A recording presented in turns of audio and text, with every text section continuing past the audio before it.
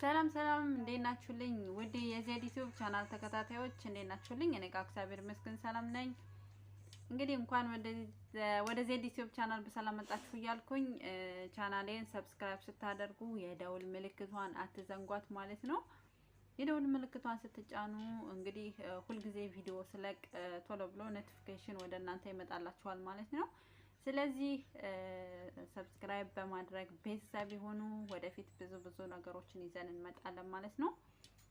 ዛሬ ደግሞ እንደምታውቁት ከባለፈው ጓደኛዬ ጋር ነው የመጣሁላችሁ።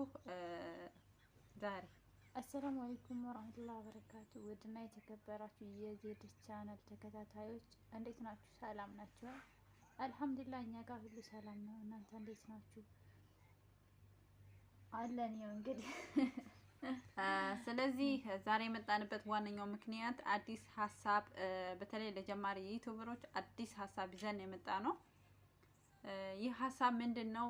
ብዙዎቻችሁ አዳዲስ ዩቲዩበሮች አላችሁና እንዴት ነው ራሳችንን ማሳደግ ያለብን የሚለውን አይዲያ ይዘናል። ያ ማለት ምንድነው? እኔ ከታች ዲስክሪፕሽን ቦታ ላይ የቴሌግራም ቻናሌን አስቀምጥላችኋለሁ። እዛ ላይ ገብታችሁ ግሩፕ በመፍጠር ሊንካችሁን ማስቀመጥ ትችላላችሁ ማለት ነው። እዛ ላይ ሊንካችሁን በማስቀመጥ እርስ በርሳችን መደማመር። ታዲያ ስንደማመር ሰዎች ሲደምሩን እኛም እነሱን መደመር አለብን ማለት ነው። ምክንያቱም ሁሉም ሰው እድገት ይፈልጋል፣ ለውጥ ይፈልጋል። እርስ በርሳችን እንድንደማመር እና ሌላው ደግሞ በላይቭ በመገናኘት በተለይ ላይቭ በጣም እጅግ በጣም ወሳኝ ነው ለዩቲዩባችን እድገት። ስለዚህ ላይቭ ላይ በመገናኘት በቪዲዮ ማትፈልጉ በድምጽም ይቻላል፣ ግዴታ አይደለም ቪዲዮ ማለት ነው። በድምጽ እየገባችሁ በላይቭ እንድንበራታታ እስከ 6 ሰው አንድ ላይቭ ላይ እስከ 6 ሰው መግባት ይችላል።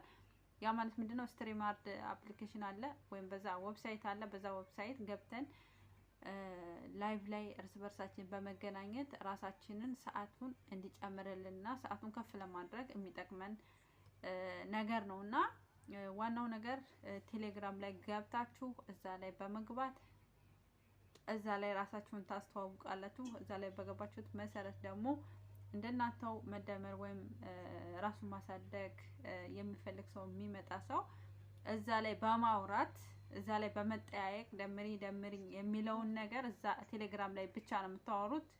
ምክንያቱም የዩቲዩብ ኮሜንት ላይ አትጻፉት። እሱ ነገር በጣም ከባድ ሆኗል ማለት ነው።